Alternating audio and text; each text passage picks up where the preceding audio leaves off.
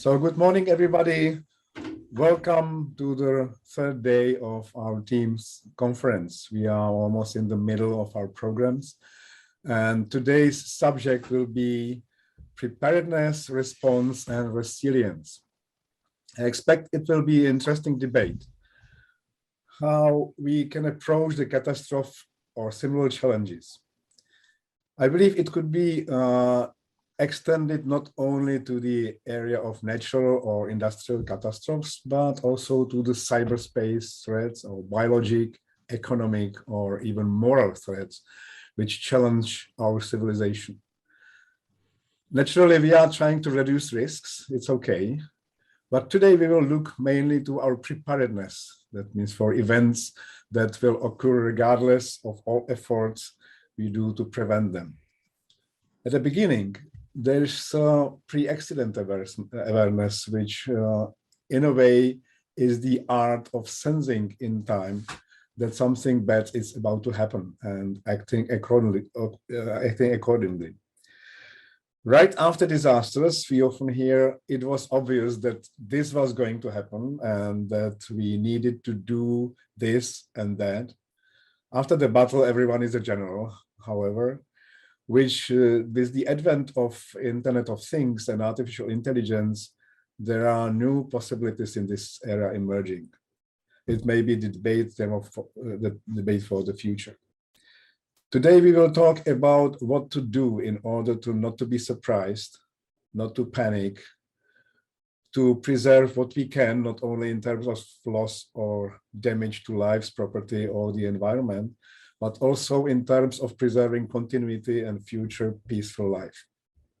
We will discuss not only about to avoid the collapse, but also even if one does occur, to be able to cope with it, because according to the well-known Egyptologist Jaroslav, a collapse is only a simplification of a system that is too complicated and cannot bear itself. So we have many interesting speakers today. So let's follow their presentations to enrich our personal and common knowledge about the matter. The first speaker coming is Mr. Kyle King. He is a founder and managing director of Capacity Building International. Kyle has spent 28 years in the emergency services and international security field, with 8 of those years being with NATO. Certified in the US Department of Defense as a Chief of Fire Officer, he helped design and build the first international DoD Fire and Emergency Service Certification Program for international students, and also served as the first civil emergency advisor to support NATO operations. Among his other accomplishments, he worked to contribute to the development of NATO's Security Force Assistance Program and wrote NATO Capacity Building Education and Training Program for Kosovo. He was in many places: Bosnia, Afghanistan, Kosovo, Ukraine. He has a master's in diplomacy and terrorism studies, his BA in public administration, as well as numerous certification from US Department of Defense, NATO, and other institutions. Currently, Mr. King is focused on supporting the Institute for Security, Governance, and International Program, as well as being seconded to the Organization for Security Cooperation. And not only that, I would like to congratulate Kyle to his election as a TIEMS treasurer yesterday on the annual meeting. So congratulations. And just one technical question before I pass you to the word. We have 20 minutes. There is a possibility to write question and answers, which might be answered really right after this presentation, or maybe in discussion later, or the speaker may contribute in written to the discussion. So there is many ways how to ask the speakers. So Kyle, the floor is yours. Thank you, Jaroslav, and good morning, good afternoon, good evening, everybody. My name is Kyle King, as obviously as was just mentioned. First of all, just in case you hear any sort of extra noise in the background, unfortunately, my neighbors have decided to start doing some construction right as we're getting started. But let me just go ahead and share my slides and then we'll get started. I think what was really important about what Jaroslav mentioned was that we're sort of focusing on the preparedness side of the house and the topics today as part of our conference. And what I wanted to do is provide a slightly maybe external view to some of the work that we're doing in terms of emergency management, and to also maybe add some context to some of the work that we're doing, because we're seeing an increase, of course, in the issues related to climate security, and also in terms of the global effects of climate security and the impact on our own nations. And so what are we really talking about today? What I'm just going to be talking about for the next 15 minutes or so is just really climate security and resilience and sort of implications for national security. And one of the reasons why that is important is just because of the fact that, my goal today is really just to provide emphasis or just highlights on what I see as a growing challenge to our communities and possible implications for our own national security structures. We are all, in our own way, contributing to stability in our own nations and our regions. And while we work on creating safer societies at home, we should also not lose sight of what is happening around us. And so to do that, we must first acknowledge that climate security is a growing concern and has been for a while. And I think to highlight that I would like to highlight that climate security is a global issue, as we all know. But when we think of resilience, it's not just for our own nations, but there are regional implications in a more globally connected world. And especially with the last 5 years, plus COVID-19 issues, have really highlighted this. And frankly, these various threats and conditions that will continue to increase over time, both in size and frequency, in parallel with the effects of climate change, leading to conditions such as water and food security, will continue to be an issue. So to start, I would like to set a baseline understanding of where we have come thus far in terms of official recognition of climate change and security, at least from the US perspective. And for the purpose of this presentation, I will simply focus on the national security level. Every worldwide threat assessment report from the U.S. Defense Intelligence Agency since 2013 has addressed climate threats. Dozens of reports have been issued by the military, addressing both the vulnerability of their own assets and bases to climate change, as well as regional dynamics and regional climate change challenges. And this is pretty much worldwide. So anywhere from the Middle East to Africa to the Arctic, Pacific, and elsewhere. And these assessments go through to June 2019 and are updated from January 2019, when the most recent National Intelligence Strategy of the United States from the Office of the Director of National Intelligence was released, specifically stating that, quote, increasing migration and urbanization of populations are also further straining the capacities of governments around the world and are likely to result in further fracturing of societies. And I think that's really a key word there, the fracturing of societies, and potentially creating breeding grounds for radicalization. Pressure points include growing influxes of migrants, refugees, and internally displaced persons fleeing conflict zones, areas of intense economic or other resource scarcity, and areas threatened by climate changes, infectious disease outbreaks, or transnational criminal organizations. Now, at this point, we openly acknowledge that we are going to be subject to external forces as a result of climate change and growing insecurity as a result of that. And if you've been working in the field of disaster risk reduction or climate security, this has been known to you for a while. But I would argue that we are now seeing an evolution and convergence of both climate security and national security over the last decade or so. Now, climate change and its threats are far-reaching and widely considered a threat multiplier, quote unquote, exacerbating existing situations and generating instability. As much as the acknowledgement of climate security implications has grown in recent years, so has the efforts to introduce and build resilience in our own societies. To keep things simple, I will distill this down to the various programs into two schools of thought towards building societal resilience. First, we may consider that it's a systems-based approach, which would focus on national efforts towards infrastructure, critical systems, mitigation programs, and funding. This may include continuity of government, critical government services, energy supplies, ability to deal with mass casualties, telecommunications networks, transportation systems, and as Jaroslav was mentioning in his opening remarks, we could even start going into the other areas such as artificial intelligence and other system-based issues. So this is very much a systems-based approach, top-down in nature, with an overarching goal of enhancing the overall framework that supports our population and communities. The second option, working in parallel with the first, we would consider a community-based approach. A systems approach is more technical in nature and focused on continuity, service delivery, and hardening of infrastructure, but the community-based approach is about education, communication, and preparedness at the family or neighborhood level. This is where we find the bottom-up approach, and one where community engagement, relationships, public leadership, and governance influence overall resilience efforts. And so what is the relevance here to actual national security? Well, climate-related emergencies spanning across borders is relevant. As is previously mentioned in national assessments, the, quote, fracturing of societies will impact our own national security. In many cases, this may also be a regional issue, where interdependencies of our neighboring countries are instrumental to our own stability. Meaning if our neighbor fails, we are overburdened and we start to create a domino effect.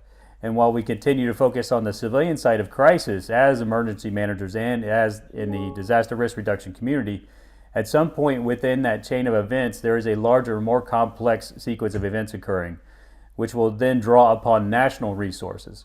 And in many cases, this means military resources. For example, climate change leading to food and water insecurity, resource-driven conflict, all will lead to internally displaced persons and mass migration, which we've seen over recent years.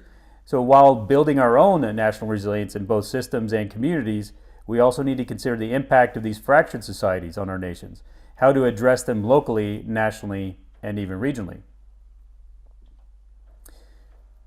So due to the nature of climate change, this is becoming more and more relevant as we continue to face larger, more frequent and complex emergencies. I think we can all see a space or time where there will be a merge of capabilities between both civilian and military personnel and resources to ensure a, quote, whole of government approach, at least domestically in our own nations, and to some extent that is already happening with the pandemic. That would lead me to the question of how are we going to merge these civilian and military capabilities even regionally with our neighbors beyond our borders and internationally. And while these complex emergencies are a national responsibility, they are often cross-border and involving multiple nations, international organizations, and significant levels of cooperation. Looking at the efforts of the NATO Euro-Atlantic Disaster Response Coordination Center, EU Civil Protection Mechanisms, and UN OCHA in recent years reveals greater and more diverse response efforts. But there are additional complexities that I would like to introduce that impact overall efforts as a nation in some form or function to draw a parallel between what we do at home and what happens internationally. So as an example, as we've discussed, climate change and climate security issues are the new norm, quote unquote, for our own societies at home or abroad. In this example, we see prolonged and persistent droughts in California, exacerbating water and food insecurity for the lower social and income classes, and significant economic loss in the billions of dollars over 2 years. Generally speaking, this is a persistent condition that is going to be exacerbated by climate change and in short cause the migration of persons to more viable areas or just significant investment in infrastructure and resource programs in hopes of mitigating future droughts. In this specific example, we use California droughts, but one could also point to growing wildfires, energy security in the state of Texas, where winter storms knocked out the power grid system, or winter storms in New York in recent years.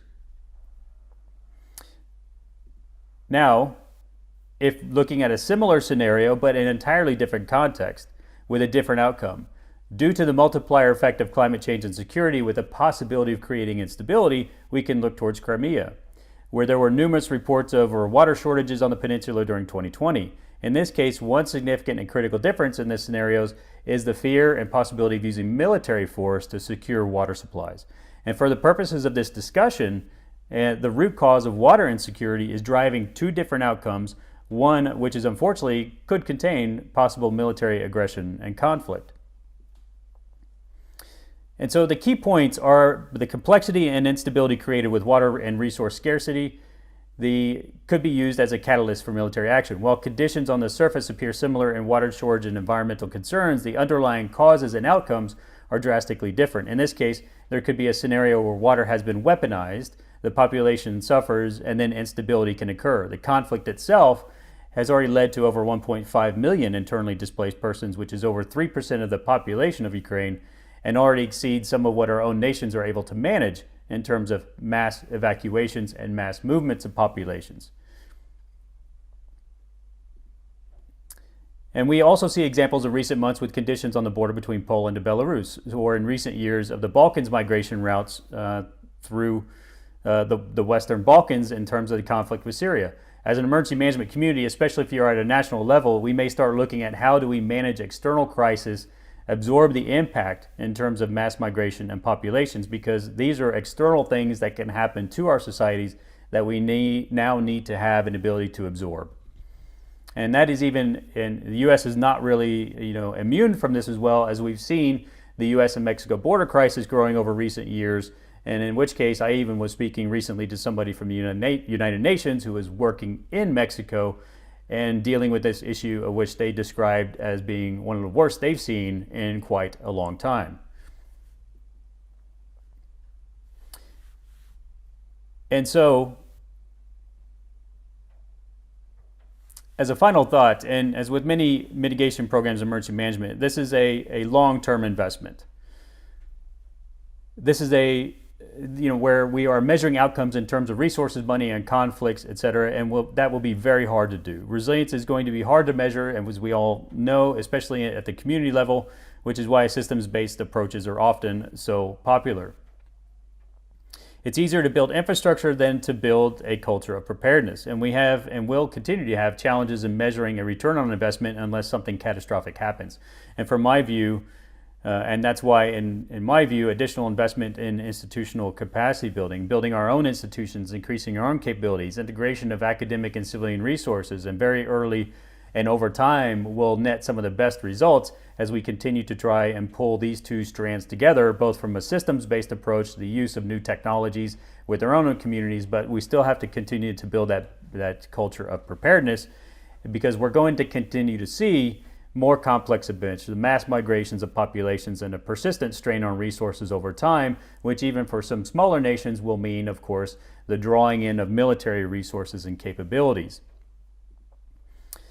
And so this is where we also see in a longer term effects, as we're working on the culture of preparedness and integration of new systems and technologies, that recovery from these massive events or climate security related issues are going to be inherently political.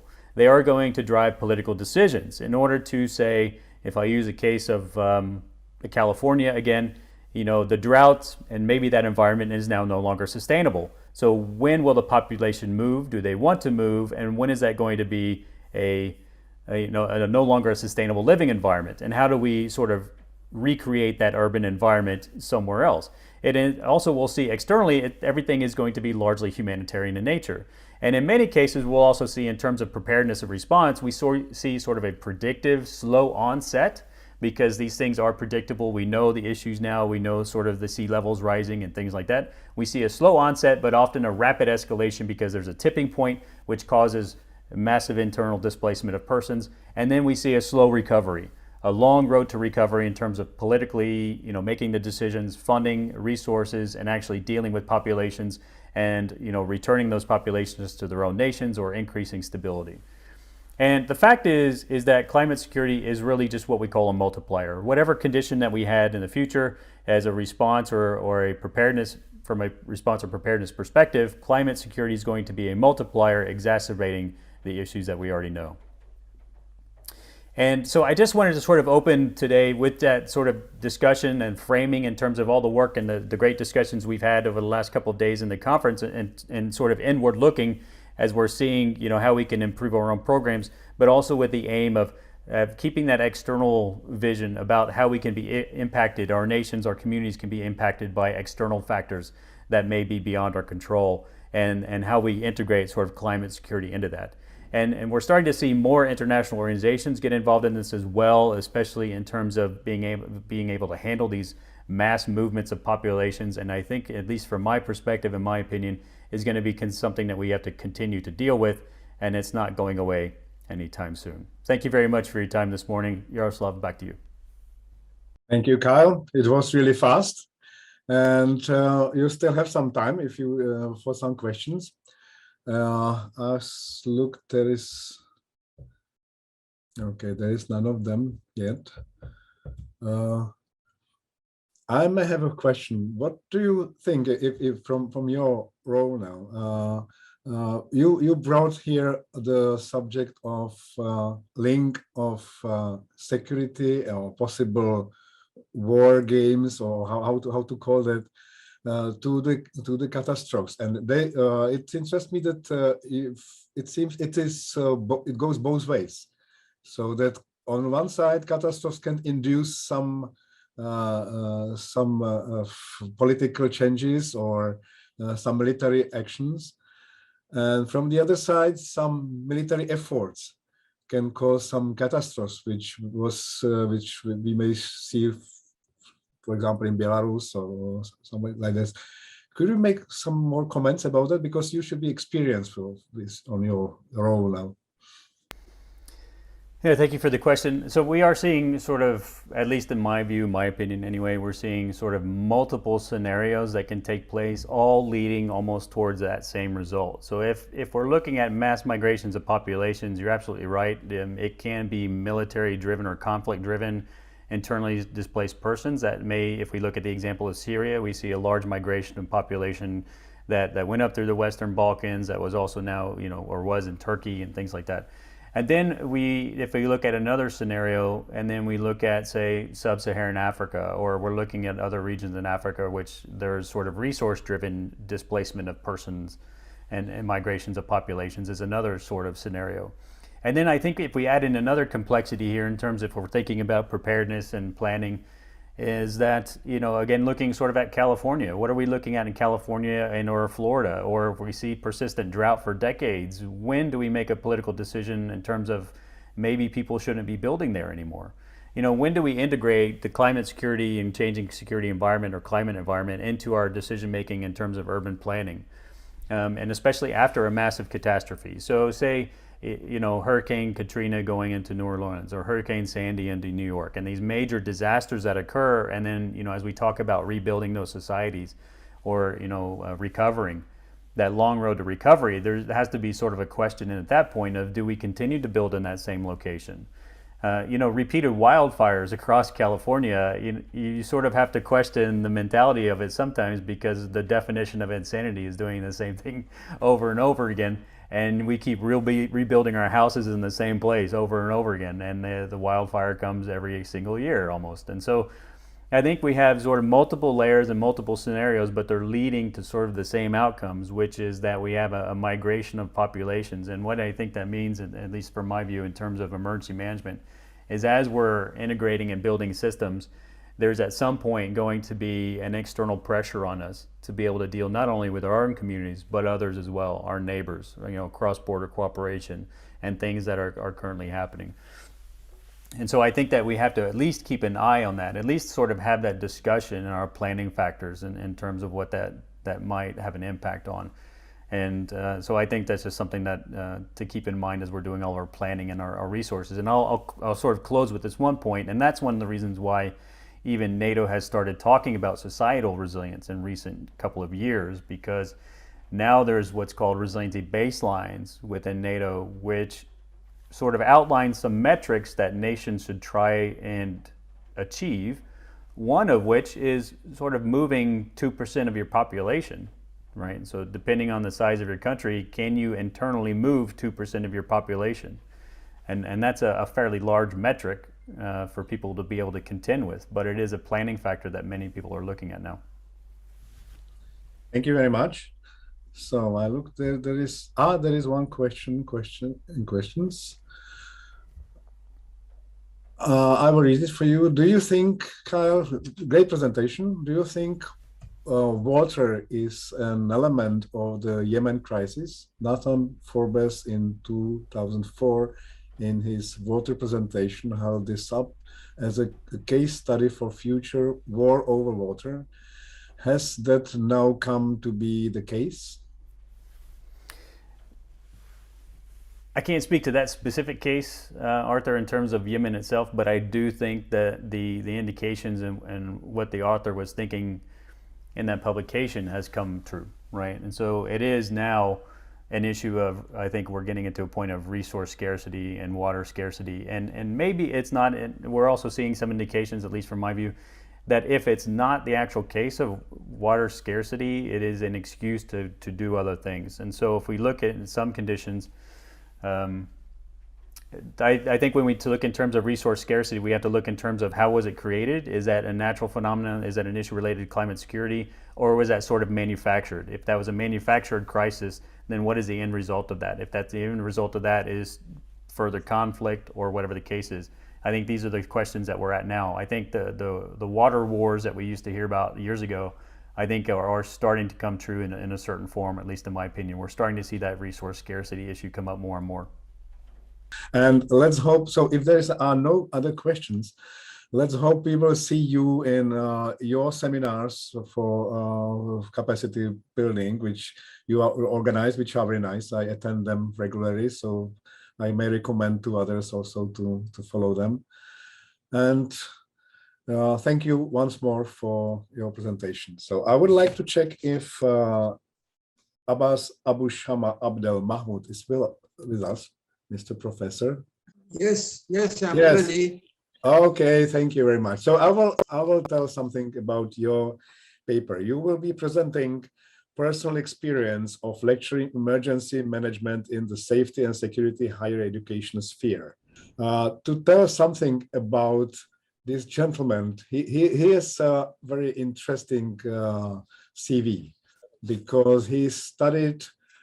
He has a PhD degree in criminology. He is a professor doctor.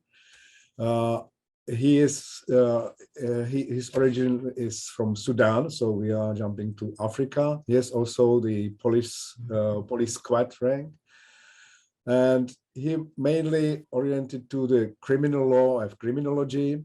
He studied it at the University of Sheffield, Cairo University, Khartoum, Cairo. Also, he studied, he had some fellowship in a higher military academy.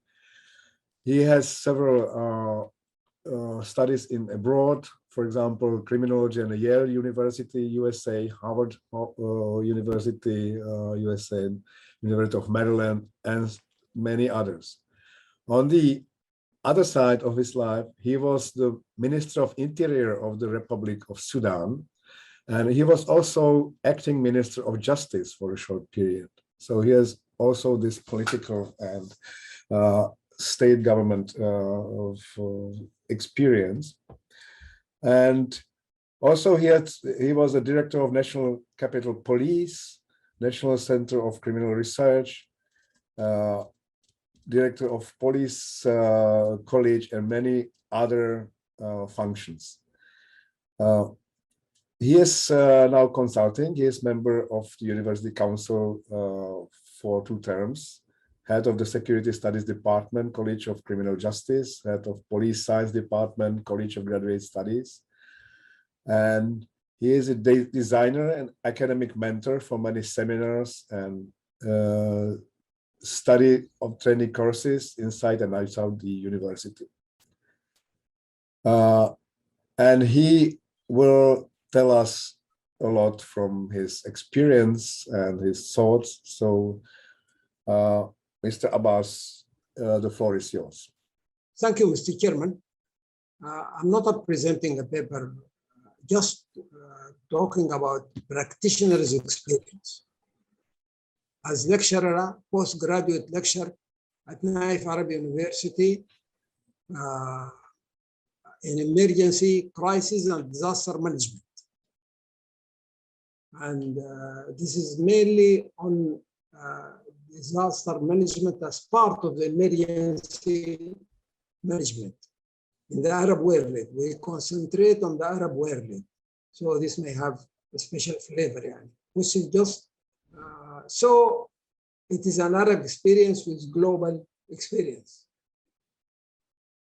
This management of disaster in this part of the world, we have got so many challenges in managing such disaster. The first challenge is the definition, because there is no agreed definition for crisis management or disaster management. There are so many definitions which make it more difficult to manage the problem. So there is difficulty in generalization of the rules of management to all situations. Also, shortage of practical experience in this part of the world. Most there is academic studies, but the practical experience were not studied and to make rules out of it. So there is more literature than practical experience. The other challenge is that mostly these disasters are unexpected events. There is a surprise when it occurs. So it is not known before, coupled with shortage of time to respond. So it is on a difficulty. Also, the difficulty, there is also challenges, political and management of it. The political, because it is a surprising event and not expected.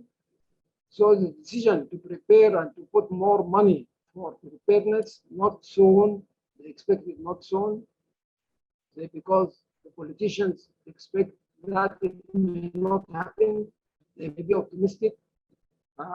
Financing is always late for such situations.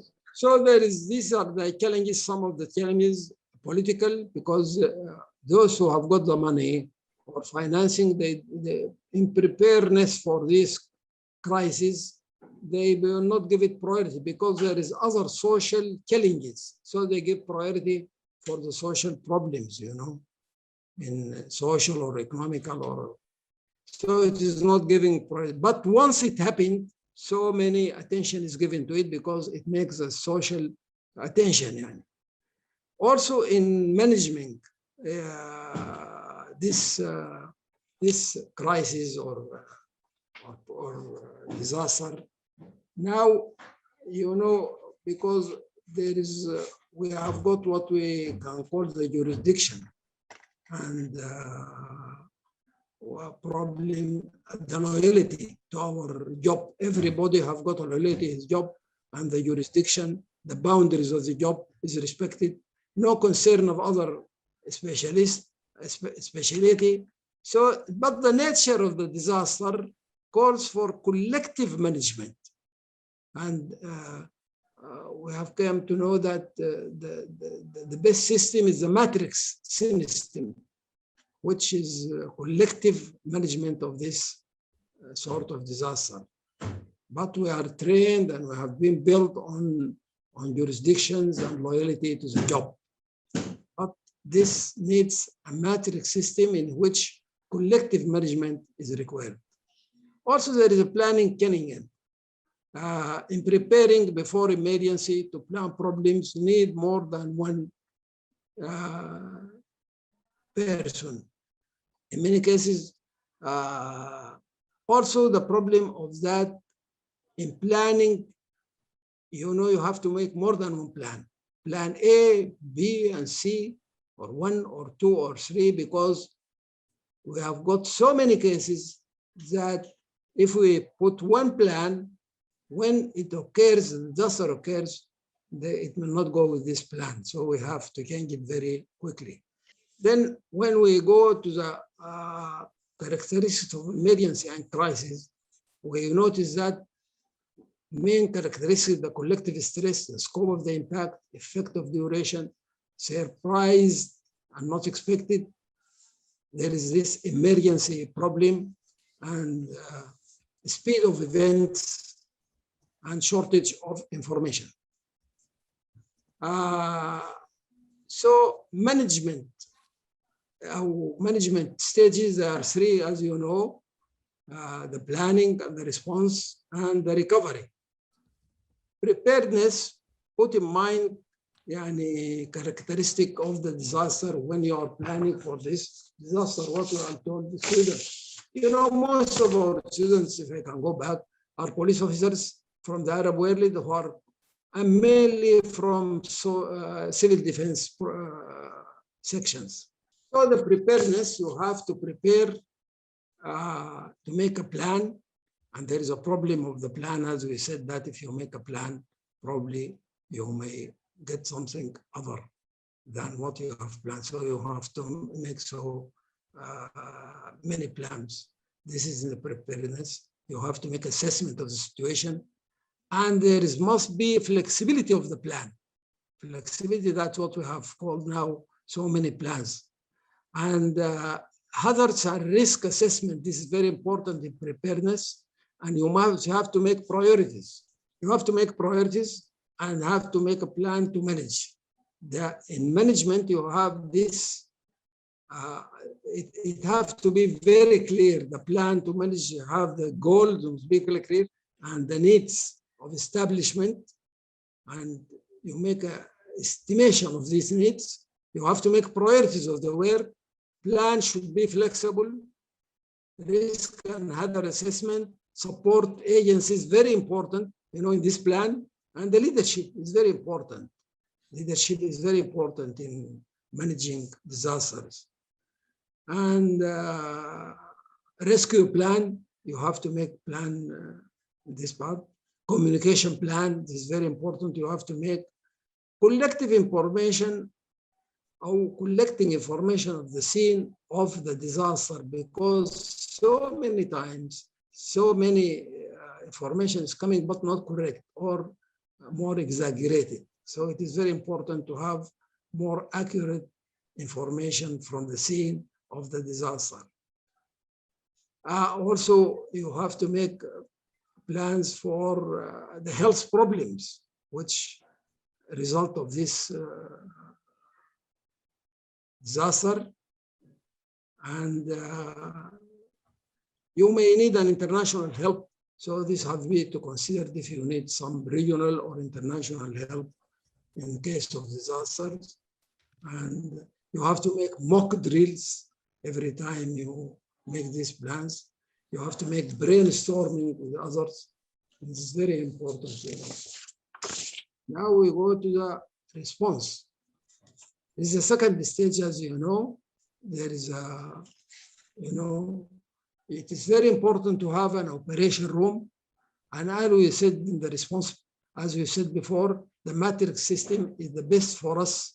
Those from different agencies should come together in this operation room and to make the decisions. Every person who is working in that field should come this to be organized in the operation room. Then the flexibility of response according to the situation. There is no just one response. The response should depend on the situation which happened, not only one response. We have to use modern communication system. The communication system, sometimes it may not be the best one, but in this case, we have to make use of the most communication system available. And we have to use modern technology in the response. So many things in the modern technology, and robot, and so many things. We have to use modern technology, fiber optical cameras, snake robot, smart suit, and sophisticated electronics. Without without mentioning any, but the most sophisticated techniques used in this remote control system, and thermal imaging camera, smart spray, smart suits, disaster medicine system. We have to use disaster medicine system, which specifically it is that bringing all the facilities of the hospital to the scene of the offense before we are taking those injured or victims to the hospital. So like the first aid before. So we have to bring all the facilities of the hospital to the scene of the offense. And we have to make emergency cases giving priority. And transportation of the cases should be tackled with knowledge and something scientific, because sometimes in transportation of the victims, we cause them more harm than we do good for it. We have an experience of FEMA in the United States. It's a very good experience. We have got a lot of picture of that. So we are very beneficial for us, this FEMA experience in such disaster problems. And,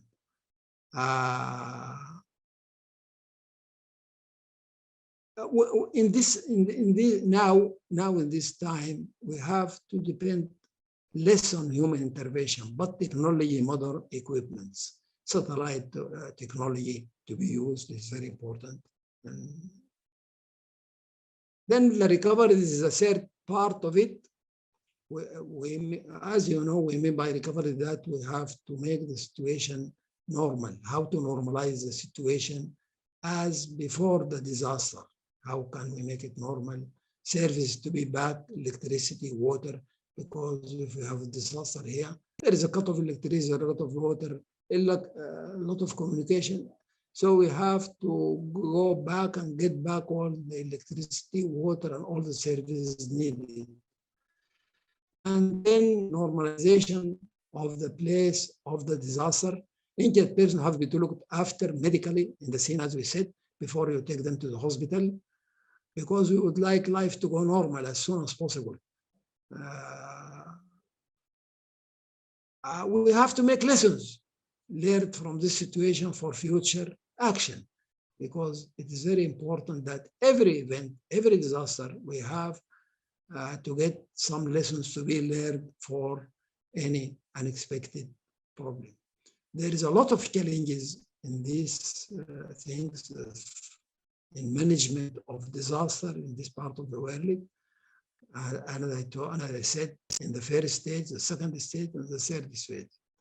And as we know that every success in the first stage, you will save you 3 times what you are going to spend in the third stage or the response stage. So it is very important if you can spend on the first stage, because this will save you 3 or 4 times that you are going to spend in the response or in the recovery stage. Anyway, thank you very much. It's a very short experience. Thank you very much. Thank you very much, Mr. Professor, for interesting view of general approach to this preparedness. I will wait for some questions, if some comes. If not, I would have a question before some other question comes. Coming from your bio, you should be experienced, especially in 2 places on the world. One is Sudan or Africa, second is United States, where you study. So could you compare, sort of compare how the approach is different? What are the challenges in the approach? Because what you presented, the general approach, we know what we all about, would agree with it, that is, yes, it is coming. It's the right way how to do that. And also the technologies are now accessible everywhere on the world.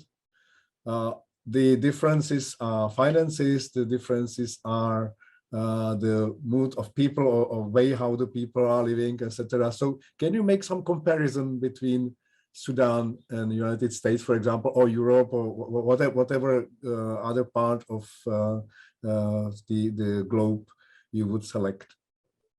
Thank you very much. You know, I've been to the United States as a student, you know, and we learned more about these things, you know, and the difference, as you mentioned always, it is a problem of financing. Now it is a problem of modern technology, because we don't have this modern technology, which is very important in the last few decades, you know, because now disaster management needs modern technology, you know, as we said. So we have now less human intervention is needed in the disaster. More equipment, more communication equipment, robots, and these things, which may not be available here. So there is a difficulty, which in the United States you find more of that because it's an advanced country. Thank you. If I may add something, yesterday was interesting presentation about or maybe Monday, about the Indian way, how they use, for example, the amateur radio networks, because it might not be a high tech, but it is very useful tool how to approach the reality in this country. Is it sort of inspiration for you, or? No, in this country, we have got the social, links. We have got a very strong social ties, which is very important in disaster management. When there is many disaster, so many people come at the same time to help. This is very important. Only the problem with this, that in this case, some people want to help, but some injured may have got more problems, in taking them to the hospital. Everybody would like to take injured to the hospital. They come very quickly, if there is a problem, if there is a crisis, if there is a disaster. So many people. Here, we don't separate, everybody considers that this is his problem in the neighborhood. So that's why so many people come at the same time. Although it have got sometimes a problem that he may not be this who is taking an injured to the hospital, may not be his a medical expert, so he may cause him a problem. But this collective approach for this problem is very much useful in this part of the world. So it raises one more question. When some other country would come to help or to support in time of disaster to Sudan or such country, where is the collective approach to the help? Isn't there a problem with compatibility or understanding the way how to organize the help from another country which has another procedures? Yes, because sometimes you need an international help, but this have to be studied very well. What sort of help you need? You don't need any help. You need some technical help. You need some problems, to be solved, and you are not. You cannot do it here locally, so you have to go outside. We look for the help, and we have got, as you know, so many agencies can help in this. No problem, no big problem. If you look for agencies to help, to give international help, or to give, we don't see any, in our experience, there is a lot of problem, because once this help comes in the country, then it will be local applied. And that is for this is a way how everybody do it, So we cannot disconnect this part of the world from the other world, especially the modern world. Thank you. Okay, thank you. So I see that there is no other question.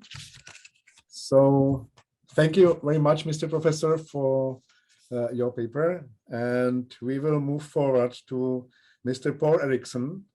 Paul Eriksson will talk about creating winds of change, adapting and transforming the crisis management system using exercises. I have to admit that this subject is very close to me personally, because I'm very interested what in the exercising and as a part of the preparedness. And to tell several words about Paul Eriksson, he is an analyst and project manager with extensive experience of helping primarily authorities to define, structure, understand, and handle complex problems. These have often been new areas, which is why support for the client to formulate the issues has been as important as the analysis itself. In general, the results have been requested by the client strategic level and have been used in its processes. He worked in the sector of total defense, crisis preparedness and security policy, support for the development of processes and structures for experience management.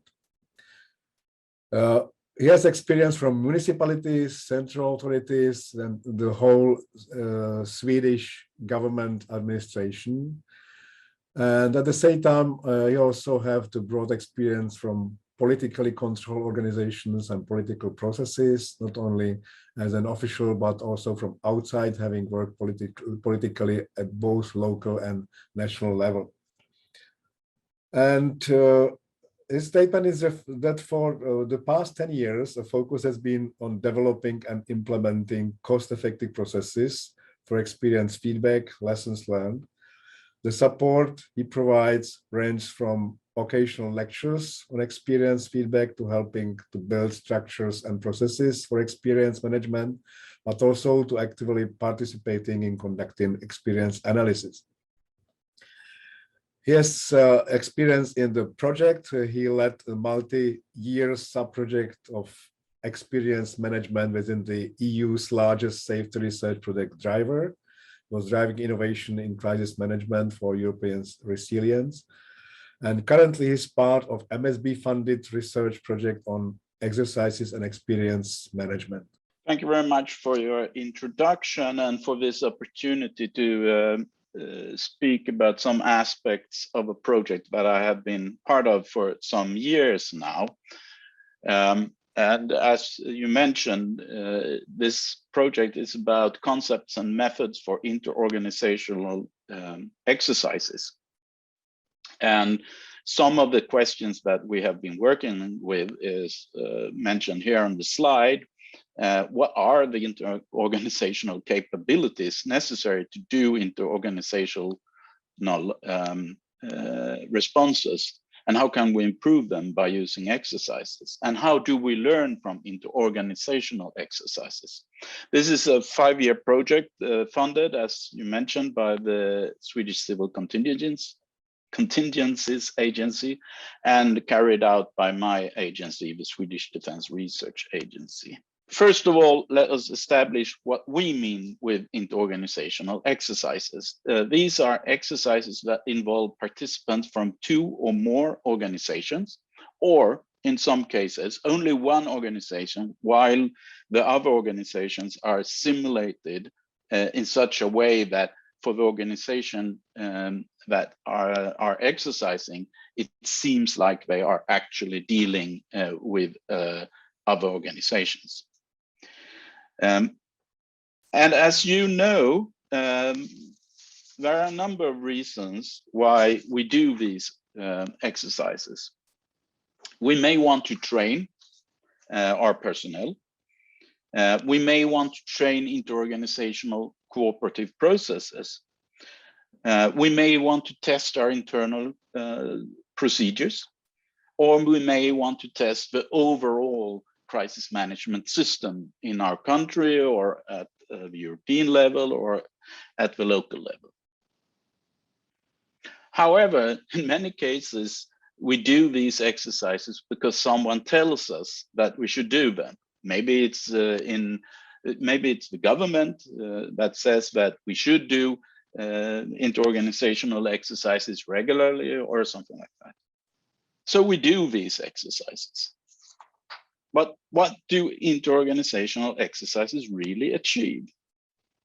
One usual and perhaps straightforward perception is that by doing these exercises, we use them as kind of levers that gradually increase the system capability to some type of target level that we have all agreed on.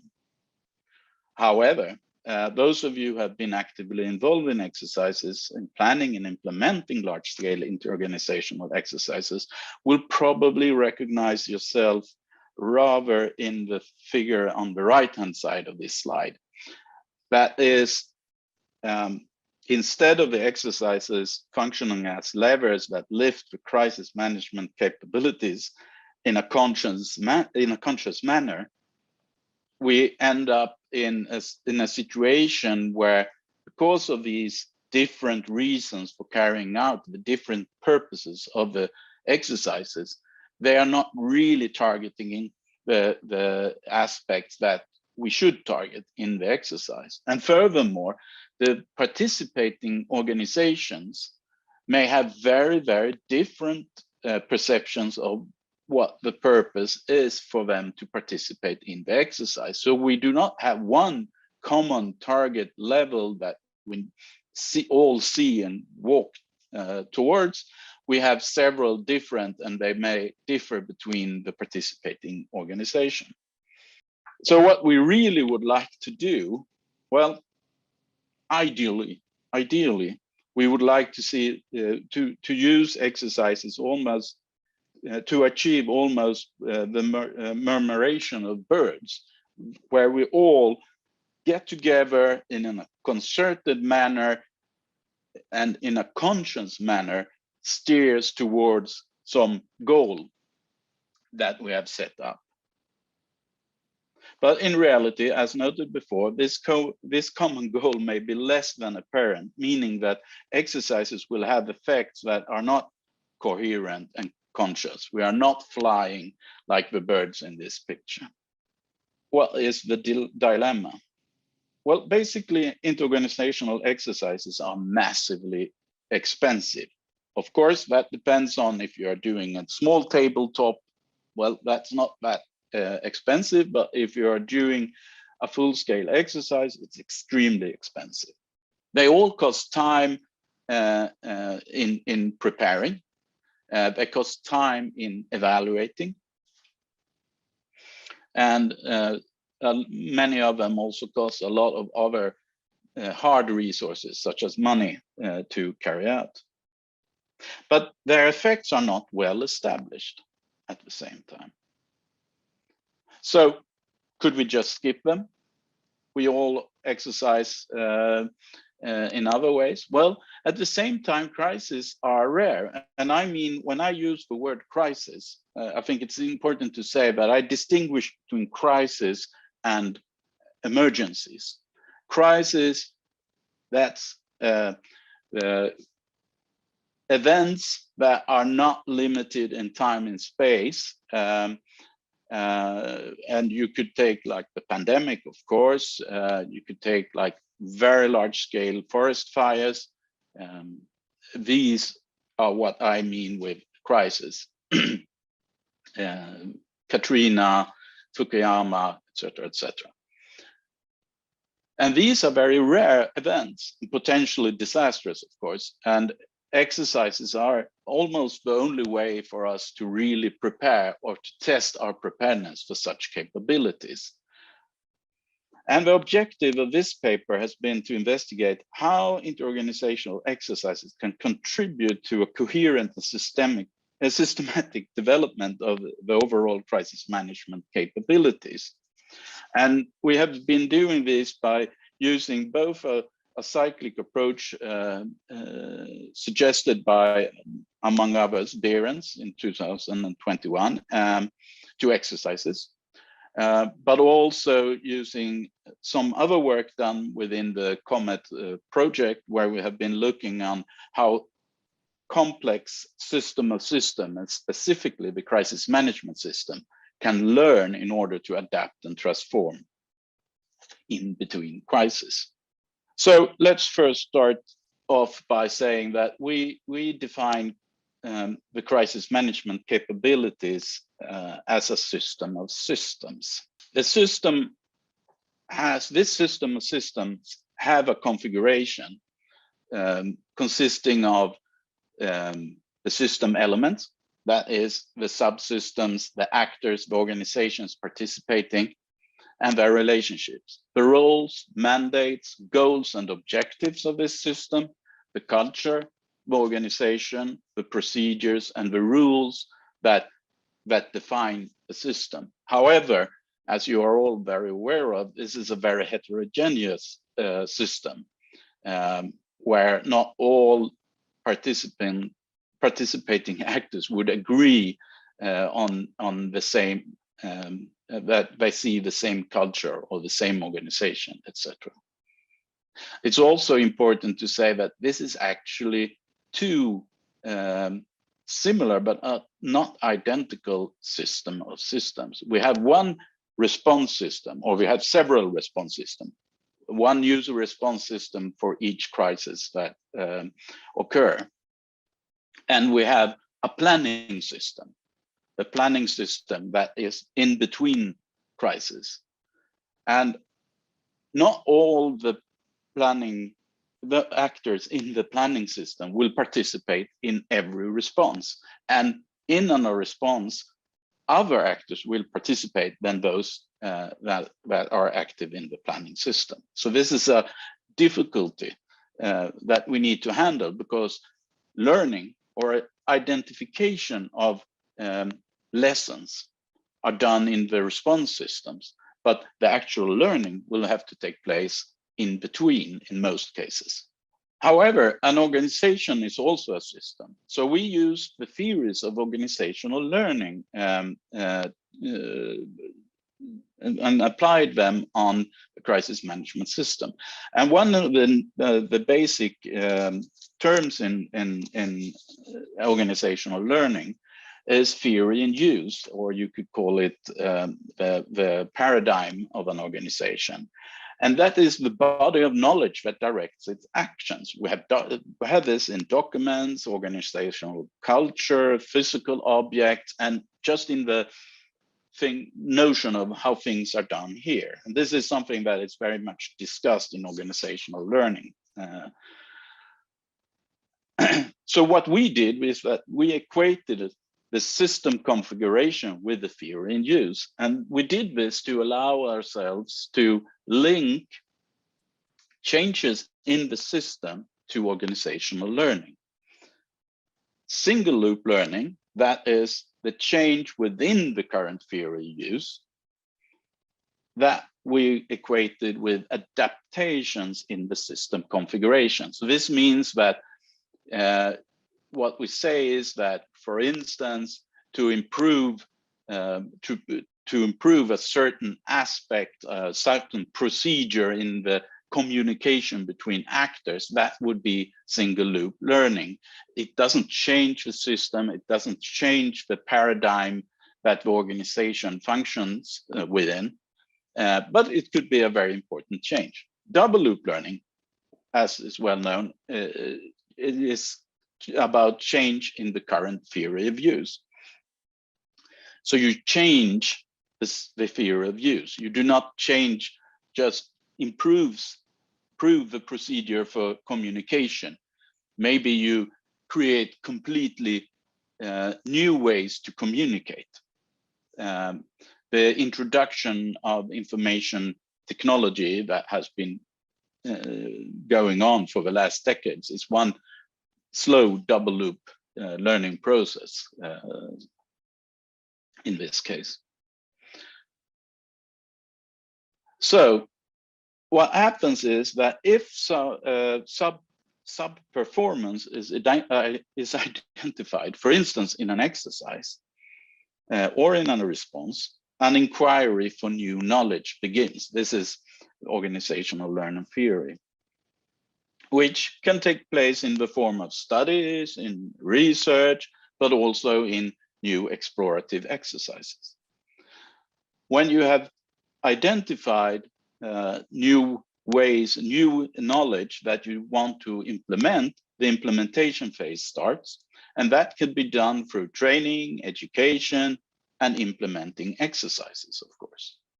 So we have 3 phases: identification of sub-performance, the inquiry for new knowledge, and the implementation of new knowledge. So the question is, how can this be, how can we use exercises for this?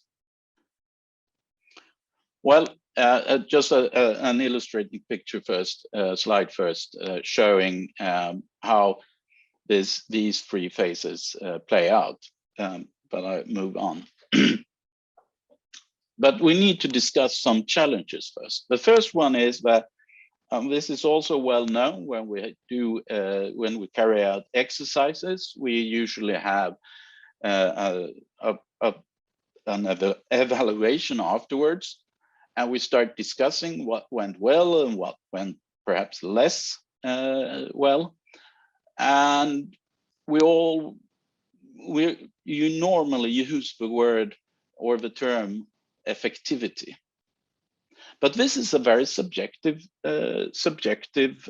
term, as it turns out, because the different actors participating in this exercise, who has different views on what their mandates are and what their roles are, they will also find different, will also have different views of effectivity. What one actor regards as effective, doing a good job, may be found completely inadequate by others. The actor will say, we fulfilled our mandate. We did what we were supposed to do. But the others will say, yeah, but it didn't help the overall effort. Everyone who has been involved in evaluation of exercises know these discussions and how they can go on for quite a long time. So what we have suggested is that we use efficacy instead. The extent to which the subsystem, the actor, contributed to the overall efforts of the overall system. That would be, in our mind, less prone to subjectivity and sensitivities. We can discuss if an actor contributed to the overall efforts, and if not, we can, without saying that you did the wrong things, we can discuss, are your mandate correct? Is your role what you need to have? Is it defined as you need to be? Another challenge is that, as said earlier, the heterogeneity means that all subsystems have their own separate theory in use, and there is very little of an overall theory of use in the crisis management system.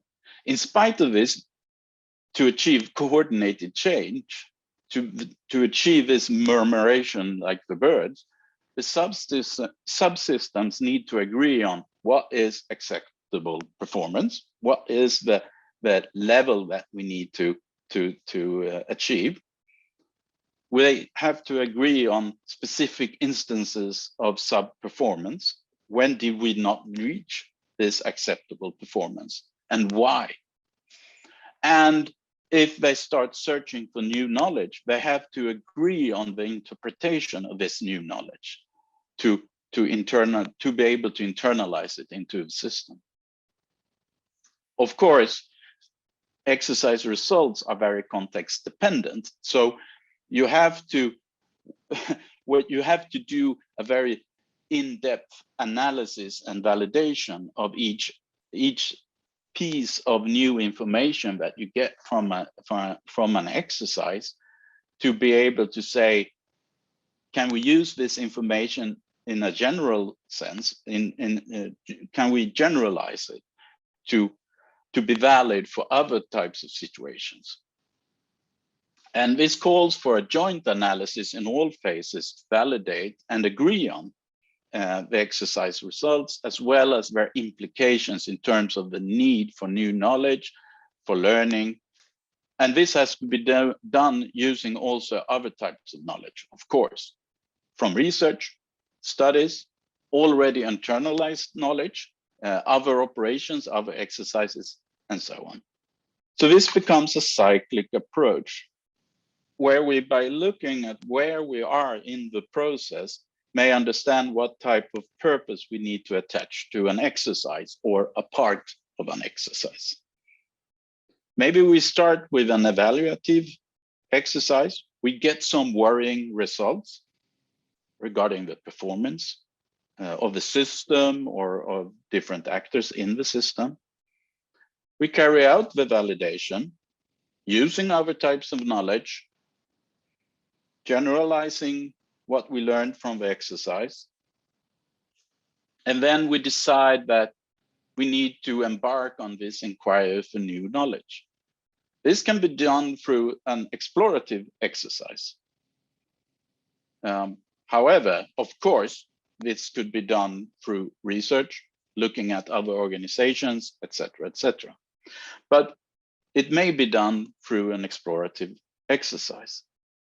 The explorative exercise may, for instance, include trying out new procedures or trying or just exploring how to solve specific problems.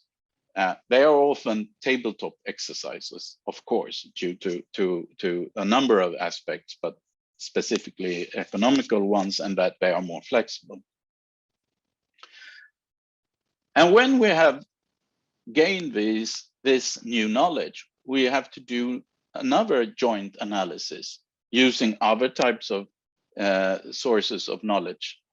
And we may end up with a number of things that we feel that this is necessary to implement into the system. And we do implementing exercises.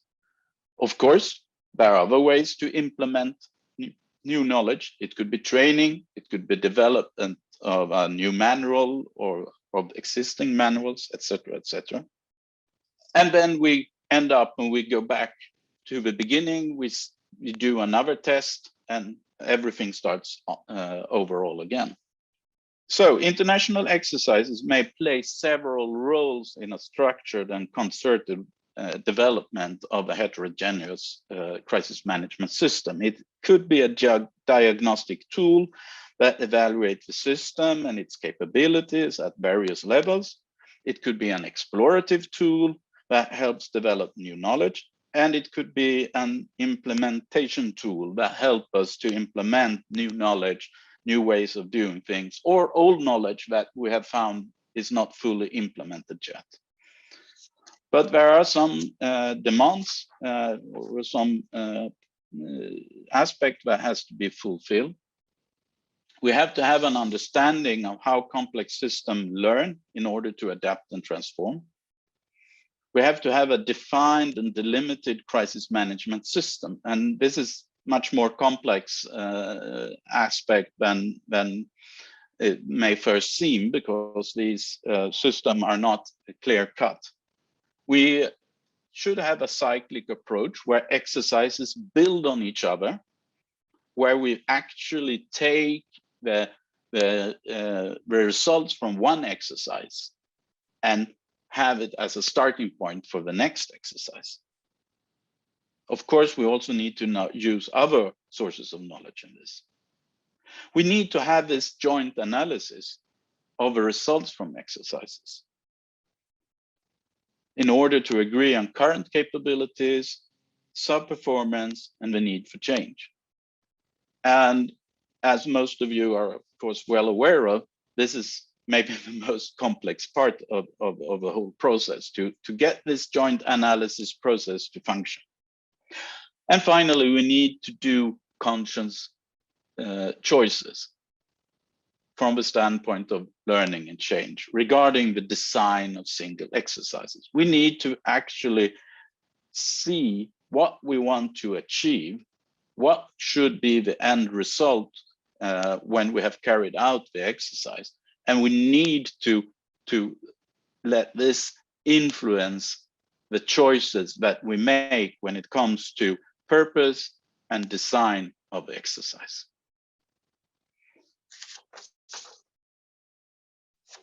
And I think I will stop there. Thank you very much for listening. Thank you very much for your paper. And let's wait for some questions. I would like to know your experience, because the obvious problem of such a systems is the metrics, how to evaluate the results. What really is a result of this exercise, or whatever you call it? How do you measure that?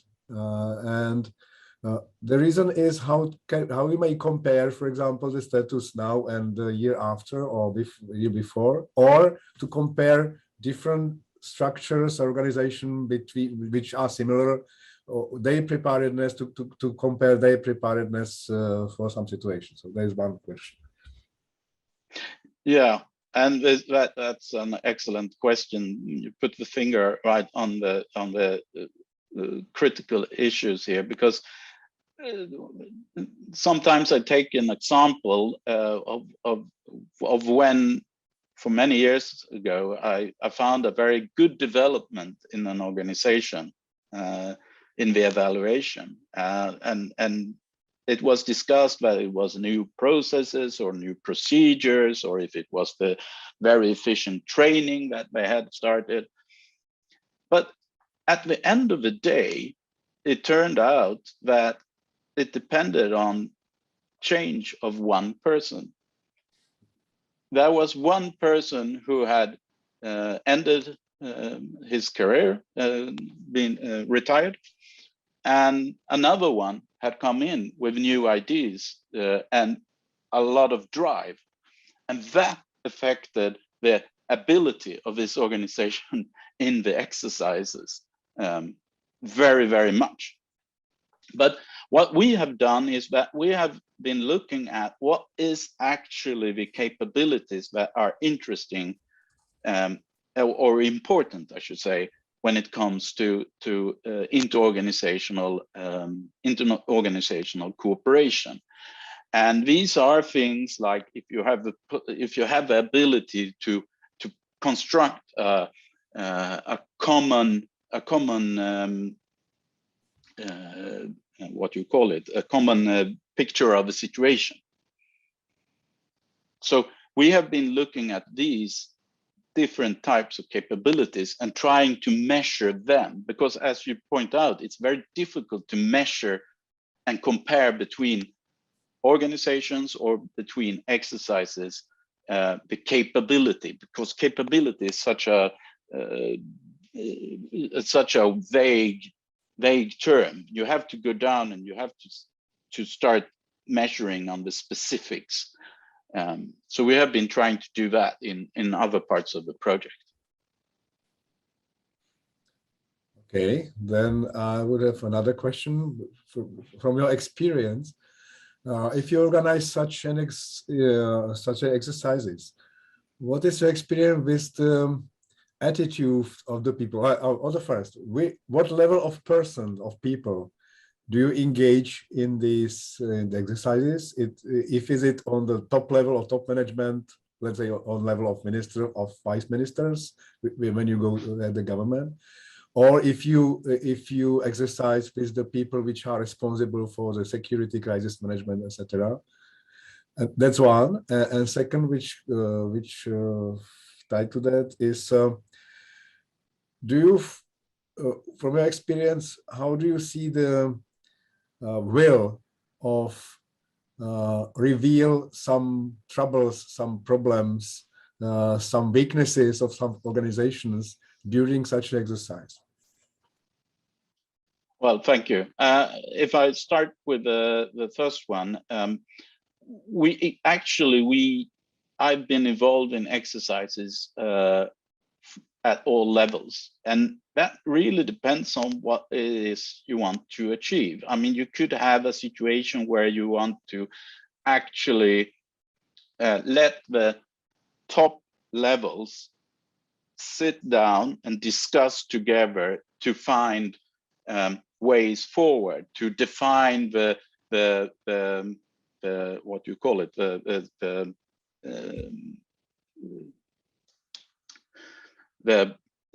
how they interact with each other. But that's one type of exercise with some specific purposes.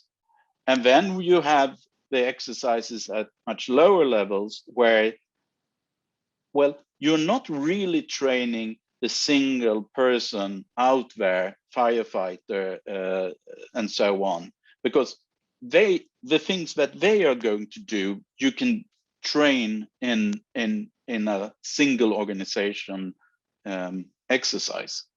But they need to be there because the level above them, the tactical management level, they need to see what happens when we have real persons working with real issues out there, the frictions that appear in the exercise is something that it's very difficult to just have in a discussion around the table.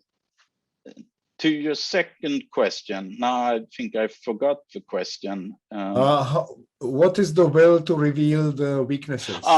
Yeah, and this is of course a universal problem. No one wants to show their weaknesses. I think this is, we have come in some countries, we have come some way to be able to understand that to show a weakness is actually showing strength. That you have by saying this did not go really well, you have taken the first step to improving. But this is, of course, a problem that is universal, and I think that the only really way to handle it, in my experience, is that you have a culture of openness, of course, but also that you have this culture of wanting to improve to improve yourself, and that you see that you do this for some greater good. You have to do this to be able to have a system that functions. Of course, that also demands that you do not punish actors or persons that say, okay, I didn't do this really well. You should reward them for agreeing, for revealing this. Yeah, it is hard sometimes, I know. There is a nice comment of Roman Tenlich on the chat, that the COVID-19 itself is an exercise in a way. So absolutely. I agree strongly with it, because it's a sort of exercise which tests all the society and on the whole world, and very interesting to follow what is happening during this exercise.